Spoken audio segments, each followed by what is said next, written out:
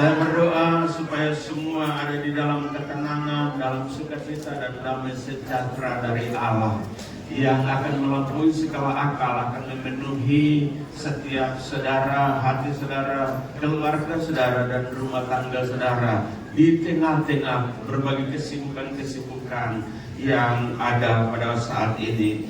Malam ini saya ingin bicara tentang marilah sekarang kita pergi ke Bethlehem. Ini adalah sebuah tema yang diangkat dari Lukas pada pasal 2 ayat yang ke-15. Marilah sekarang kita pergi ke Bethlehem. Sebuah panggilan, sebuah ajakan bagi setiap kita malam hari ini untuk mari kita sama-sama ke Bethlehem. Sebuah pertanyaan balik, ada apa di Bethlehem sehingga kata-kata ini datang buat saya dan saudara dan mengajak kita akan mengikuti selanjutnya. Tapi saudara kasih, kalau saudara membaca dari Lukas pasal yang kedua, maka saudara akan melihat bahwa malaikat itu datang di tengah-tengah gembala yang sementara mengembalakan kambing domba mereka, bukan di waktu siang tapi di waktu malam. Bayangkanlah sebagaimana mungkin dalam keadaan gelap gulita dan tiba-tiba ada seseorang yang asing menjumpai para gembala dan pasti mereka ada dalam ketakutan.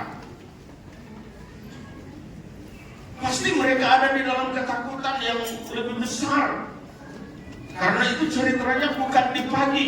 Ini bukan sebuah narasi yang dibangun atas cerita, tapi ini adalah sebuah fakta yang terjadi. Saya ulangi, ini bukan sebuah narasi yang dibangun atas cerita, tapi ini adalah sebuah fakta yang terjadi. Bagaimana malaikat datang menghampiri para gembala. Pertanyaannya, mengapa malaikat tidak cari orang-orang hebat?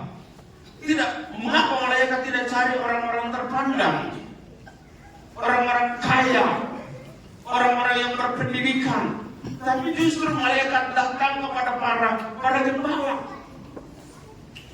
Sebuah pertanyaan yang harus semestinya kita akan renungkan lebih jauh.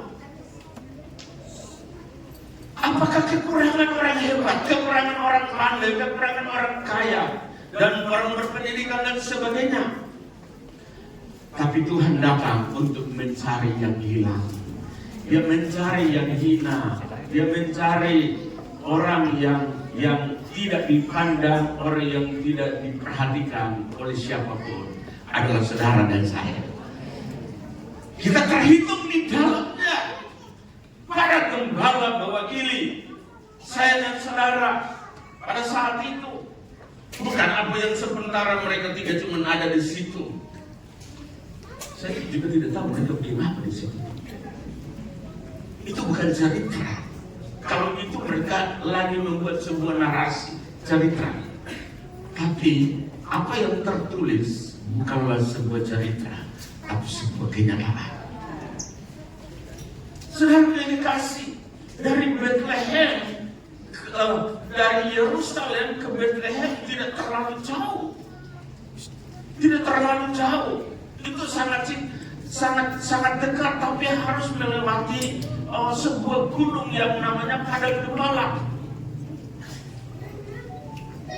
Saya mungkin bisa bilang itu ada di antara gunung melintang di Kantoi dan datang di Kuda Mati.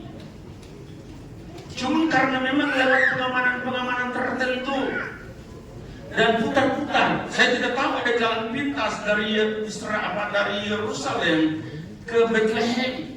Tapi ketika kami menelusuri perjalanan itu adalah harus melewati berbagai naik gunung, turun gunung, masuk padang, masuk gunung, naik gunung dan kemudian masuk di padang dan kemudian baru kami menyeberang lagi ke Bethlehem. Dan Bapak Ibu Saudara, bukan persoalannya di situ, tapi persoalannya adalah bagaimana malaikat itu menyampaikan kepada para gembala. Pertanyaannya, adakah Tuhan berbicara kepadamu pada malam hari ini? Bagaikan malaikat yang datang menyampaikan sesuatu kepada gembala-gembala itu. Ataukah kita ada malam hari ini hanya mengikuti hiruk pikuknya sebuah rutinitas agamawi yang kita harus laksanakan di tanggal 24 malam kejadian. Tidak ada juga di dalam Alkitab. Tanggal 25 juga tidak ada di Alkitab.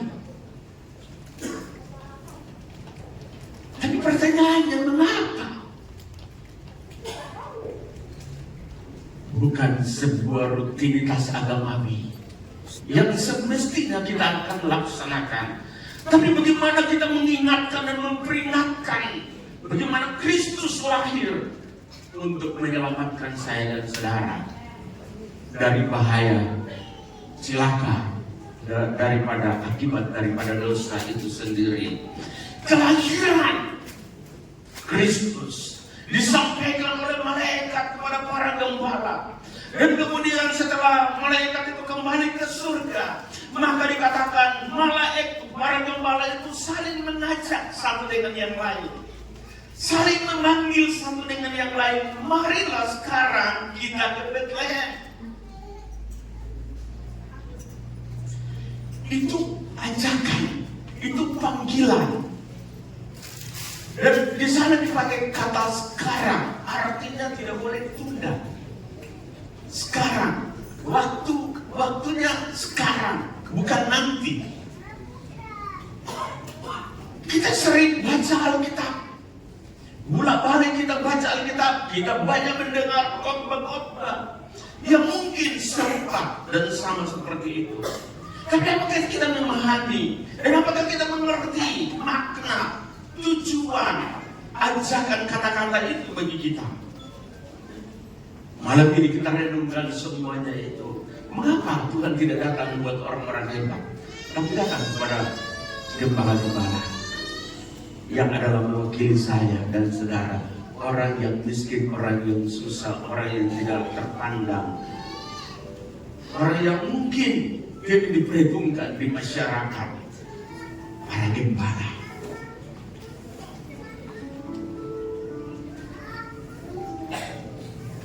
Dan ketika mereka menyadari bahwa itu adalah berita yang sangat penting bagi mereka, yang perlu untuk mereka harus menanggapinya, harus memperhatikannya, maka mereka mulai saling mengajak satu dan yang lain, memanggil dan berkata, marilah sekarang kita ke Betlehem. Bapak Ibu Saudara yang kekasih, panggilan untuk pergi ke Betlehem. Pertanyaannya, ada apa di Betlehem? Mungkin secara simulasi atau secara spontan saudara akan berkata, ya memang karena ada Yesus lahir di sana. Tapi dengarkan, hal yang pertama yang perlu kita pelajari, hal yang pertama yang perlu kita renungkan di malam kejadian ini adalah hal yang pertama, pergi mengalami sukacita. Pertanyaannya, adakah sukacita bagi saudara? Ataukah ada sesuatu yang telah merampas sukacita saudara, sehingga saudara menjadi orang yang cemberut, orang yang kehilangan sukacita, dan akhirnya membuat saudara seolah tidak ada pengharapan dan tidak ada ketenangan di dalam dirinya. Saudara, dalam ayat yang ke-10 dikatakan begini, ayat yang ke-10 dari Lukas pasal 2. Lalu kata malaikat itu kepada mereka, jangan takut, sebab sesungguhnya aku memberitakan kepadamu kesukaan besar untuk seluruh bangsa. Kenapa dimulai dengan kata yang seperti itu, jangan takut? Memang digambarkan bahwa malaikat datang kepada mereka dalam situasi malam. Pasti takut, tapi itu bukan latar belakang sebenarnya bagi mereka. Latar belakang sebenarnya yang sesungguhnya adalah bangsa Israel ada di dalam penjajahan, dan mereka rindu untuk terlepas dari penjajahan itu. Mereka rindu untuk mereka bisa mengalami kemerdekaan. Mereka rindu untuk bisa mengalami kebebasan yang sepenuhnya. Mereka rindu untuk bagaimana mereka mengalami pemulihan, sehingga mereka tidak dikuasai oleh jajahan lagi pada saat itu. Dan itulah sebabnya mereka tidak bisa bergerak bebas. Ada di dalam ketakutan.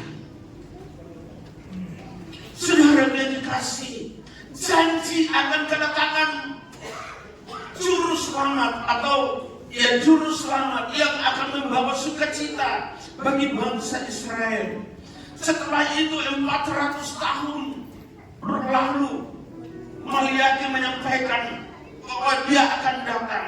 Kemudian 400 tahun itu sesudah, baru lahirlah Yohanes Pembaptis. Dan kita tahu Yohanes Pembaptis katakan dialah yang meluruskan jalan bagi Kristus. Saudara yang dikasih di dalam Tuhan kita Yesus Kristus, ini hal yang harus kita lihat bahwa dia ajakan untuk pergi ke Bethlehem untuk mengalami sukacita dari Tuhan. Artinya dialah yang bisa melepaskan dan membebaskan, memberikan kemerdekaan dan kelepasan, memberikan pembebasan dan pemulihan bagi setiap orang yang tertawan, setiap orang yang terbelenggu oleh ikatan kuasa dosa. Malam hari ini kita membutuhkan kelepasan dan pembebasan dari Kristus Tuhan, yang adalah sumber sukacita itu sendiri. Jangan sampai kita sementara merayakan Natal, tapi masih ada ketakutan, masih ada kegelisahan, masih ada kekhawatiran yang menghantui kehidupan kita. Bagaikan jajahan kecil dalam kehidupan kita, dalam rumah tangga dan keluarga kita, membuat kita tidak bisa mengalami sukacita.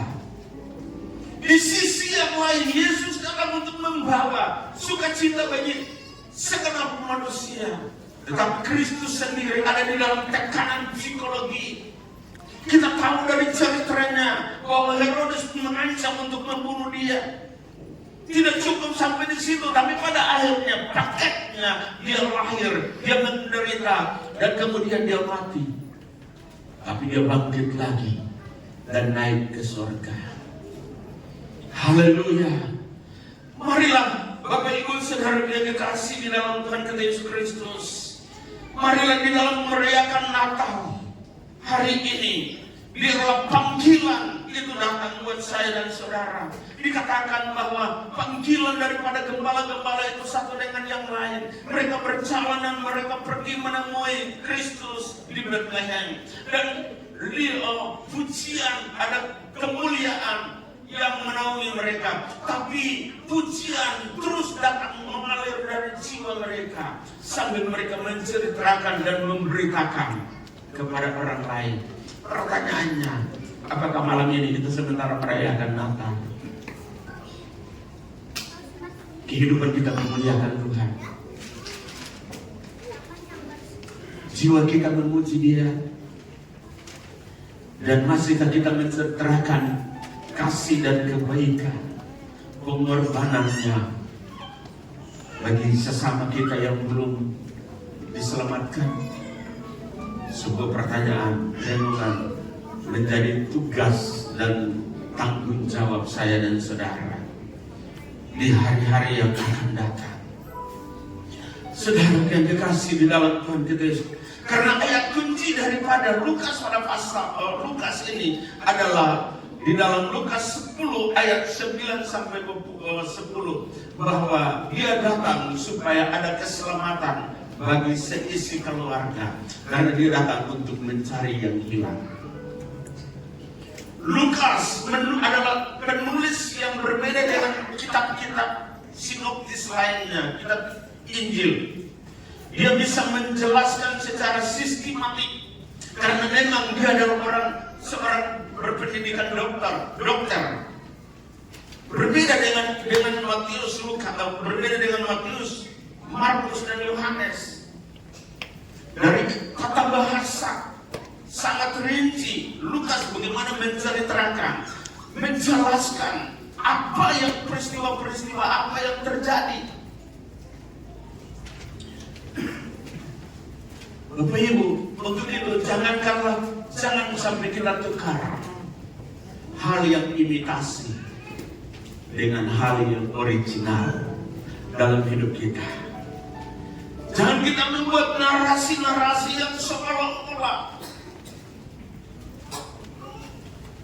membuat kita ada harapan, tapi sesungguhnya tidak akan memiliki sebuah makna yang sesungguhnya. Hal yang berikut, ada apa di Bethlehem? Bukan cuma pergi untuk menerima sukacita, tetapi hal yang kedua adalah menerima keselamatan ilahi daripada Kristus Yesus. Haleluya. Ayat yang ke-11 berkata, hari ini telah lahir bagimu juru selamat, yaitu Kristus Tuhan di kota Daud. Hari ini telah lahir. Hari ini Kristus ada di antara saya dan saudara. Hari ini Tuhan itu ada di antara saya dan saudara. Secara ilahi dia ada di dalam kehidupanmu. Kalau engkau bisa membuka hatimu untuk menerima dia. Secara fisik, keilahiannya ada di surga. Tetapi secara rohnya dia berdiam di setiap hati yang bersedia menerima dia. Hari ini adakah kita sementara merayakan Natal Kristus, kita sudah memberikan tempat yang istimewa bagi dia? Jangankan kita cuma menghiasi gereja, menghiasi rumah dengan berbagai ornamen yang bagus, lampu yang kelihatan bagus, kelap-kelip. Kalau lampu kelap-kelip itu gambaran daripada hidup kita pun kelap-kelip. Karena saya tidak terlalu suka dengan barang-barang begitu. Iya, sungguh. Hidup kita jangan sampai kelap-kelip, abu-abu, tidak jelas. Harus dipastikan keselamatan itu ada di dalam saudara, dan keselamatan itu saudara miliki, dan tidak ada seorang pun yang dapat merampas itu daripada saudara. Bapak Ibu saudara yang kekasih di dalam Tuhan kita Yesus Kristus, sebuah teori dan membangun hanya retorika, tapi kita membutuhkan dia yang tahu. Dia adalah jalan keselamatan dan kehidupan. Dia adalah Kristus Yesus Tuhan. Dia berkata bahwa tidak ada seorang pun yang sampai kepada Bapa kalau tidak melalui aku. Sebab aku adalah jalan, kebenaran, dan kehidupan. Kita butuh Tuhan hari ini. Kita butuh Yesus hari ini. Kita butuh jalan, kebenaran, dan kehidupan. Karena dia mengasihi saya. Saya ada karena saya tahu cuma dia adalah jalan keselamatan dan kehidupan. Tidak ada yang lain. Karena di bawah kolong langit ini tidak ada nama lain yang diberikan kepada saudara dan saya untuk diselamatkan. Hanya di dalam nama Yesus Kristus. Tapi jangan cuma kita menjadi cuma berbangga diri bahwa kita Kristen. Orang yang punya firman Tuhan yang tidak jelas saja mereka bisa idealis di dalam pendirian mereka. Apalagi saya dan saudara yang benar-benar Alkitab berkata di bawah kolong langit ini tidak ada nama lain, cuma Kristus Yesus lah kita diselamatkan. Dia berkata, akulah jalan, kebenaran, dan kehidupan. Tidak ada seorang pun yang sampai kepada Bapa kalau tidak melalui aku. Apa yang perlu kita lakukan, saudara? Apakah kita cukup menjadi Kristen? Tidak. Dengarkan, Yesus bukan orang Kristen. Dia adalah Tuhan. Yesus bukan pendiri agama Kristen. Tapi Kristus, dia adalah beranak Allah dan dia adalah berasal dari surga. Dan setiap orang yang menjadi pengikutnya namanya Kristen. Jangan salah paham atau jangan sampai gagal paham kita. Nah, hal yang berikut yang perlu kita renungkan di malam Natal, ajakan panggilan untuk pergi ke Bethlehem. Selain yang pertama, untuk menerima sukacita. Yang kedua, untuk menerima keselamatan. Tapi yang ketiga adalah untuk memuliakan Allah. Saudara yang kekasih, ayat yang ke-14, ayat yang ke-14, 13 dan 14 berkata, dan tiba-tiba tampaklah bersama-sama dengan malaikat itu sejumlah besar bala tentara surga yang memuji Allah, katanya, kemuliaan bagi Allah di tempat yang maha tinggi dan damai sejahtera di bumi di antara manusia yang berkenan kepadanya. Garis bawahi kata yang berkenan kepadanya. Dia memberikan kita kekuatan, Dia memberikan kita kesehatan, Dia memberikan kita nafas hidup. Untuk itu kembalikanlah segala pujian dan hormat dan kemuliaan bagi Dia. Berkatalah bagi Dia, hanya Engkau yang layak dipuji, hanya Dialah yang layak disembah, hanyalah Engkau yang layak dimuliakan. Tidak ada yang lain, hanya Engkau Tuhan dan hanya Engkau Bapa. Semakin Tuhan dimuliakan, semakin kerohanianmu akan diperbesar. Kapasitas kerohanianmu semakin diperbesar, dan semakin diperbesar, semakin engkau akan memberikan pujian dan kemuliaan hanya bagi Dia. Kita tidak akan bisa mencuri kemuliaannya, dan kita akan berkata, aku mampu, aku bisa, aku hebat. Tapi kita berkata, semua yang aku peroleh, semua yang aku miliki datang dari Dia. Tuhan, biarlah semuanya hanya untuk-Mu. Aku pun adalah milik-Mu. Aku tidak berbuat apa-apa kalau pada akhirnya Engkau mencabut nyawa ini daripadaku. Engkau menghentikan saja oksigen nafas itu seketika, maka aku pun tidak ada artinya. Kalau oksigen itu atau napas itu masih ditanggung, kita masih bernapas, kita berarti kita adalah manusia. Tapi ketika itu sudah tidak ada, kita bukan manusia, kita adalah mayat, kita tidak berarti lagi. Saudara yang dikasih, di tengah-tengah perayaan Natal tahun ini, mari renungkan ini juga. Supaya mari persembahkan hidupmu, persembahkanlah yang benar di hadapan Tuhan. Berikanlah hidupmu, berikanlah waktumu, berikanlah semuanya hanya untuk Tuhan, karena dari Dia datang semuanya. Kalau kita menyadari semua ini, saudara, tidak ada sesuatu yang kita banggakan dalam diri kita.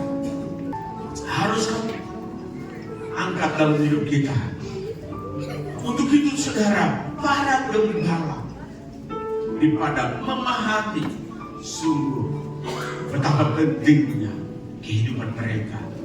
Kalau mereka bisa, malaikat datang kepada mereka, itu adalah sebuah kehormatan, sebuah kasih karunia yang datang dari Tuhan kepada mereka. Biarlah Natal selalu menyadarkan kita untuk selalu memuliakan Tuhan melalui hidup kita. Pertanyaannya, apakah malam hari ini di tengah-tengah kesibukan perayaan Natal, masihkah dan bisakah kita memuliakan Tuhan? Dan kemudian kita memiliki tanggung jawab itu untuk mewartakan, menceritakan kepada orang lain, dimulai dari keluarga kita.